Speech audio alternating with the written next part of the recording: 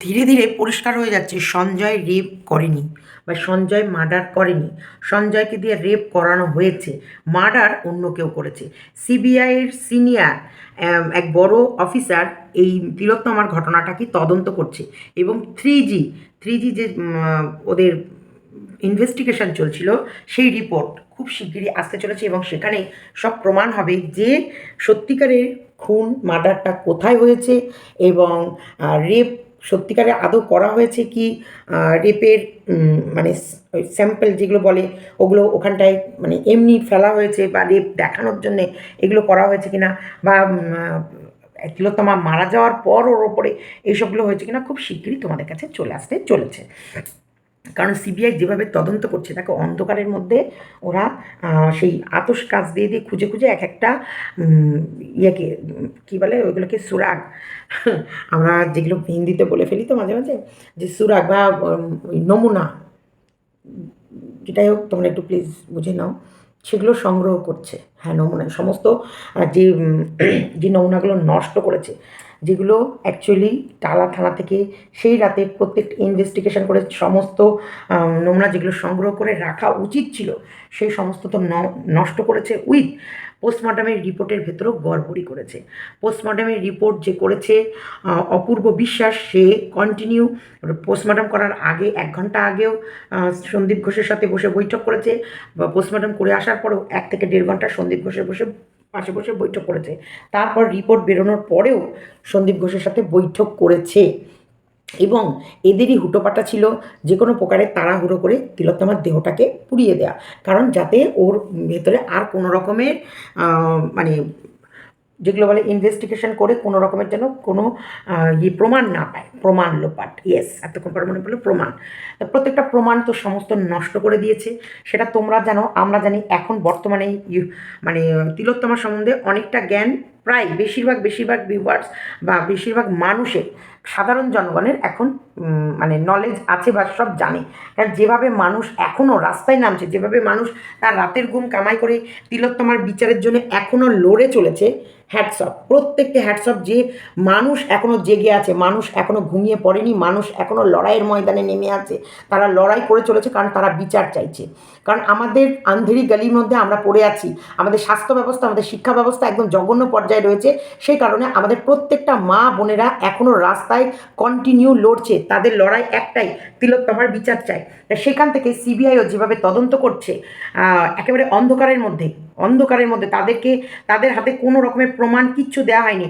সে videography বলো, সে photo বলো, সে তোমার হচ্ছে ফরেন্সিক নমুনা বলো, কিচ্ছু কোনোটাই সঠিকভাবে দেয়নি। উল্টে যেগুলো ছিল কন্টিনিউ আমরা খবর মাধ্যমে জানতে পাচ্ছি যে 9 তারিখ 8 তারিখ রাতের শেষ আর 9 তারিখে শুরু, সেই রাতেই কিন্তু প্ল্যান মাফিক তিলোত্তমাকে মারা হয়েছে এবং তার সাথে সেই সময় সমস্ত সন্দীপ ঘোষের ডান হাত বাঁ হাত সমস্ত পরিচিতিটাকে পুরো একটা বড় মাকড়সার জালের মতো একটা সার্কেলকে কাজে লাগিয়ে সমস্ত প্রমাণ কি করে লোপাট করতে হয়, সমস্ত প্রমাণ কি করে সমস্ত জায়গা থেকে মুছে দিতে হবে, সেই কাজ সেই রাত থেকে চলেছে। দেখো, এমনকি প্রশাসন যাদের এইগুলোকে সংরক্ষণ করার কথা ছিল সেও সহযোগিতা করে সমস্ত প্রমাণ নষ্ট করেছে। তারপরেও এই সিবিআই ধীরে ধীরে একটার পর একটা, একটার সঙ্গে একটা কড়া জুড়ে সমস্ত কিছু খুঁজে বের করছে। বিশাল বড় র্যাকেট, যে র্যাকেট, এত বড় র্যাকেট চলতো আরজি করে, এটা তিলোত্তমার তার প্রাণ বলিদান না গেলে আজকে আমাদের চোখে কোনো মতে আসতো না, আমাদের কাছে আমাদের সামনে আসতো না, ধরা পড়তো না। এই জুনিয়র ডাক্তাররা, নার্সরা অ্যাকচুয়ালি কীভাবে ওই মানে থ্রেড কালচারের মধ্যে, মলেস্টেশনের মধ্যে যে ওই হসপিটালের ভেতরে তাদের উপরে যে শোষণ হতো সেটাও আমরা জানতে পারতাম না। প্রত্যেকটা ডাক্তারি পাশ করার আগে তাদের ওপরে কীভাবে মানে নরখাতকরা কীভাবে নির্যাতন করতো সেটাও আমরা কিন্তু জানতে পারতাম না। এমনকি এটাও জানতে পারতাম না যে মেডিসিন, যে আমাদের শরীরে যেসব বিষাক্ত মেডিসিনগুলো দিচ্ছে সেইগুলো এইসব হসপিটালের মানে সামান্য কিছু কমিশন খাওয়ার জন্যে এই নরখাতকরা আমাদের মেডিসিনগুলোর ভেতরেও পয়জেন এক্সপায়ার মেডিসিন এবং গুণগত মান কমিয়ে মেডিসিন, যেগুলো অরিজিনাল মেডিসিন সেগুলোকে পাচার করে দিয়ে ২ নম্বরি মেডিসিন, এবং বায়ো স্টেজের যেসব নোংরা জিনিসগুলো, ইঞ্জেকশন বলো, সেলাইন বলো, তারপরে হচ্ছে অক্সিজেন মাস্ক বলো, গ্লাভস বলো, কটন বলো, সেগুলোকে আবার মানে রিফ্রেশ করে আমাদের উপরেই অ্যাপ্লাই করা হচ্ছে। এগুলো আমরা কিচ্ছু জানতে পারতাম না যে এত বড় একটা বিষাক্ত র্যাকেট চলছে, এত বড় মারাত্মক ভয়ঙ্কর র্যাকেট। তা ধীরে ধীরে এখন আমাদের কাছে অনেকটাই সব পরিষ্কার হয়ে আসছে। তাই সিবিআই তদন্তে খুব শিগগিরই আমাদের কাছে এই রিপোর্টও আসতে চলেছে যে সেই রাতে কোথায় কিভাবে তিলোত্তমার ওপর মানে মারা হয়েছে, মার্ডার করা হয়েছে, এবং প্রমাণগুলো কিভাবে লোপাট করা হয়েছে। এটাও সিবিআই সিনিয়র অফিসার বলছে, খবর মারফতে আমরা জানতে পাচ্ছি যে সঞ্জয় সেই রাতে তিলোত্তমাকে খুন করেনি, তিলোত্তমার ওপর রেপ করেনি, ওকে দিয়ে রেপ করানো হয়েছে মৃত লাশের ওপর। তার আগে ওকে মার্ডার করা হয়েছে। মার্ডারটা কারা করেছে সেই নামগুলোও তোমাদের কাছে খুব দ্রুত চলে আসবে। তার ভিতরেও তোমাদেরকে আমি কিছু অবশ্যই শোনাবো, যে সঙ্গে অদ্রিজার কিছু বক্তব্য যেগুলো আমার ভীষণ প্রিয়, আমার ভালো লাগে, তাই আমি আমার কথার সাথে তারটা জুড়ে দিলাম। তোমরা নিজের কানেই শোনো যে সিবিআই কীভাবে তদন্ত করছে, আর সঞ্জয় যে সত্যি রেপ করেনি বা সঞ্জয় মার্ডার করেনি এটারও প্রমাণ দ্রুত আমাদের সামনে আসতে চলেছে। তাই স্কিপ না করে দেখতে থাকো। এখানে আপনাদেরকে আমি জানিয়ে দিই যে একজন সিবিআই সিনিয়র আধিকারিক দাবি করেছেন যে অ্যাডভান্স লেজার স্ক্যানিং এর মাধ্যমে ঘটনা কি ঘটেছিল সেটা অলরেডি আমরা প্রপারলি তার ভিউ ক্যাপচার করতে পেরেছি। ঘটনা কি ঘটেছিল তার ডিটেলস আমরা অলরেডি জেনে গেছি, কি ঘটেছিল, কিভাবে ঘটেছিল তার ডিটেলস আমরা সমস্ত কিছু ক্যাপচার করতে পেরেছি। কিন্তু 3D ম্যাপিং রিপোর্টটা যখনই আমাদের হাতে চলে আসবে তখন আমরা কনফার্ম ভাবে বলতে পারবো যে এমার্জেন্সি ওয়ার্ডই যেখানে আমরা সন্দেহ করছি সেটা সঠিক, এবং তার পাশাপাশি শুধুমাত্র যেতন এবং হত্যা করা হয়েছিল তার সঠিক অবস্থান নির্ধারণ করতে আরজিকর মেডিকেল কলেজের এমার্জেন্সি ওয়ার্ডের 3D লেজার ম্যাপিং এর ফাইনাল রিপোর্টের জন্য আমি অপেক্ষা করছি। আমি ভীষণ ইম্পর্টেন্ট ইনফরমেশন আপনাদেরকে দিলাম যে 3D ম্যাপিং হয়েছিল, 3D ম্যাপিং সেমিনার হলেরও হয়েছিল, কিন্তু এখানে যে রিপোর্টের অপেক্ষা করছেন সিবিআই সেটা হচ্ছে এমার্জেন্সি ওয়ার্ডের 3D ম্যাপিং এর রেজাল্টের ওয়েট করছেন, কারণ সন্দেহ এটাই যে এমার্জেন্সি ওয়ার্ডই নাকি নির্যাতন হয়ে থাকতে পারে সেই মৃত চিকিৎসকের, এরকমটাই সন্দেহ সিবিআই এর মনের মধ্যে ছিল, যেটা রিপোর্ট ফাইনাল চলে এলে আরো বেশি কনফার্ম হওয়া যাবে। যেখানে দু রকম রিপোর্ট আসে, ফার্স্ট প্রাইমারিলি একটা ইনিশিয়াল রিপোর্ট সামনে আসে, যে ইনিশিয়াল রিপোর্টের মাধ্যমে এটুকু তো কনফার্ম হয়ে যাওয়া হয়েছে যে এমার্জেন্সি ওয়ার্ডই হতে পারে প্লেস অফ অকারেন্স, যেখানে সেমিনার হল কিন্তু নয়। আমি এমনটা আপনাদেরকে বলেছিলাম, যেখানে এটাও বলা হচ্ছে যে সেমিনার হলকে যে ক্রাইম সিন সাজানো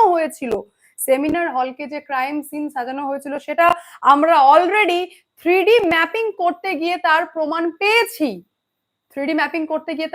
পেয়েছি। এখন শুধুমাত্র সেই সন্দেহে মোহর লাগাতে দেরি, কনফার্মেশন আসতে দেরি যে হ্যাঁ সেমিনার হলটা সাজানো। দুটো থিওরি ক্লিয়ার করে নিন। প্রথম হচ্ছে খুন আর ধর্ষণ যে হয়েছে এটাতে সিবিআই প্রমাণ করতে ব্যস্ত নয়, কারণ ইটস অলরেডি প্রুভড যে খুন আর ধর্ষণ হয়েছে। যে মেন বিষয় সিবিআই এর এম এখন লক্ষ্য প্রমাণ করা, প্রুভ করা, সেটা একমাত্র হচ্ছে ডেলিভারেট ট্যাম্পারিং অফ এভিডেন্স, ইচ্ছাকৃতভাবে এভিডেন্সকে ট্যাম্পারিং করা হয়েছে, এই লক্ষ্যে সিবিআই এগোচ্ছে। যেখানে আপনাদেরকে যে ময়না তদন্তকারী চিকিৎসক, নিশ্চয়ই মনে পড়ছে আপনাদের অপূর্ব বিশ্বাস, যাকে দফায় দফায় জিজ্ঞাসাবাদ করা হয়েছিল এবং এই নিয়ে 3 বার তাকে জিজ্ঞাসাবাদ করা হয়েছিল, যেখানে গত বুধবার দিন শুধুমাত্র এই অপূর্ব বিশ্বাসের সামনাসামনি সঞ্জয় বশিষ্ঠকেই না, মর্গের কর্মীকেও জিজ্ঞাসাবাদ করা হয়েছিল, যে মর্গের কর্মী হচ্ছেন ক্লার্ক স্তরের, এবং এই মর্গের কর্মীর ময়না তদন্তের রিপোর্ট লেখায় গুরুত্বপূর্ণ ভূমিকা পালন করেছে এমনটাই দাবি। যেখানে আপনাদেরকে জানিয়ে দিই যে প্রথমে অপূর্ব বিশ্বাসকে জিজ্ঞাসাবাদ করা হয় ইন্ডিভিজুয়ালি, যেখানে তার বক্তব্যের মাধ্যমে আমরা জানতে পেরেছিলাম কাকার থিওরি। তারপর সেকেন্ড টাইম তাকে ডাকা হলে তার বক্তব্য পরিবর্তন করে এবং সঞ্জয় বশিষ্ঠকে সামনে বসিয়ে যখন জিজ্ঞাসা করা হয় বিভিন্ন রকম তথ্যর মাধ্যমে যে কেমন হয়েছিল ময়না তদন্ত, কি প্রসেসে হয়েছিল, তো তাদের মধ্যে অত্যন্ত বয়ানের গড়মিল ছিল। এবং তারপরেই মর্গের একজন ক্লার্ক স্তরের কর্মীকে সামনাসামনি বসিয়ে জিজ্ঞাসাবাদ করা হয়, যেখানে অত্যন্ত সন্দেহজনক এবং গুরুত্বপূর্ণ তথ্য সিবিআই এর হাতে এসেছে। এবং অটোপসি রিপোর্টে অ্যান্টি মর্টেম শব্দের ব্যবহার আরো সন্দেহ তৈরি করেছে, কারণ অ্যান্টি মর্টেম এই শব্দের ব্যবহার অটোপসি রিপোর্টে ডেসক্রাইব করছে যে something that happen before, something that happens before death, অর্থাৎ মৃত্যুর আগে কি ঘটেছিল সেই সমস্ত বিষয়কে ডেসক্রাইব করে এই অ্যান্টি মর্টেম। এবং এটার মাধ্যমে যেটা সামনে এসেছে সেটা হচ্ছে যে সিবিআই এনাদের জিজ্ঞাসাবাদের মাধ্যমে যা গুলিয়ে ফেলেছেন, গুলিয়ে ঠিক বলবো না, মানে যা তথ্য সামনে আসছে গড়মিলের, সেটা হচ্ছে প্রথম যে নির্যাতিতার খুনের আগে ধর্ষণ হয়েছিল নাকি পরে, এই থিওরি এনারা তিনজন মিলে বসে আবারও উল্টাপাল্টা নিজেদের মধ্যে বয়ান দিলেন, যেখানে অটোপসি রিপোর্টে এই অ্যান্টি মর্টেম শব্দের ব্যবহারের জন্য এখন সিবিআই এইরকমটাই দাবি করছেন যে মারাত্মক ব্যাপার, সেটা হচ্ছে সঞ্জয় রায় ছাড়া অন্য কেউ এই হত্যা করে থাকতে পারে, এমনটাই দাবি। আমি আবারও আপনাদেরকে ক্লিয়ার করে দিচ্ছি যে ধর্ষণ যেখানে ক্লিয়ার করছে, সাইন্টিফিক এভিডেন্সও ক্লিয়ার করছে, যেটার পুনরায় বিবেচনা চলছে যে সঞ্জয় রায় ধর্ষণ করেছে, কিন্তু খুনের থিওরিতে নয়া মোড় যে এনাদের তিনজনের বক্তব্যের মাধ্যমে চাঞ্চল্যকর দাবি, সেটা হচ্ছে সঞ্জয় রায় ছাড়া অন্য কেউ মার্ডার করে থাকতে পারে অভয়ার। এর পাশাপাশি আরো